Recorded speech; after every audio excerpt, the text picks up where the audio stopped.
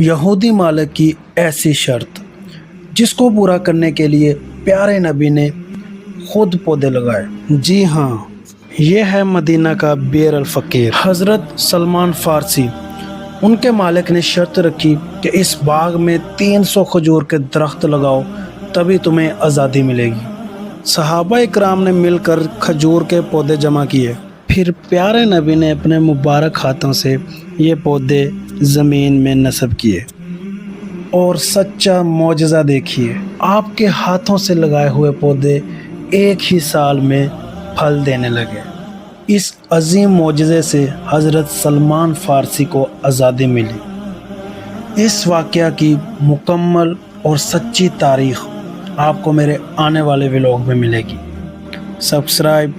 अल्लाह हाफ़िज़।